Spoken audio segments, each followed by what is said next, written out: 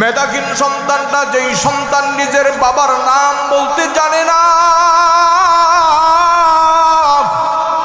যেই সন্তান নিজের পরিচয় ভালো করে বলতে জানে না, উস্তাদ যেদিন প্রথম আলিফ বা তা সবক দেয়, সবক দেওয়ার পর ওই সন্তানের মেধা আল্লাহ এমন ভাবে খুলে দেয়, উস্তাদের কাছে কায়দা শেষ হয়ে যায়, আমপারা শেষ হয়।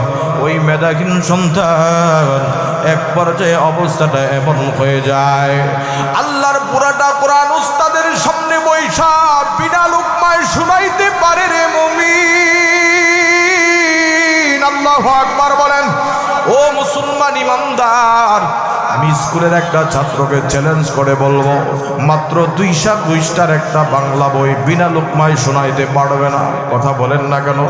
কিন্তু আল্লাহর কোরআন এমন হাফেজে কোরআন আছে, এক বসায় 1 পারা নয় 2 পারা নয়, তামাম কোরআন বিনা লুকমায় শুনিয়ে দিবে এমন হাফেজ আছে। ঠিক না বেটি? আমার ভাইরা, কোরআনকে ভালোবাসলে আর কি ফায়দা একটু ভালো করে বুঝবেন। যারা কোরআন ভালোবাসে আল্লাহ তাদের সম্মান কেন বাড়িয়ে দেয়? ও ভাইরা আমার,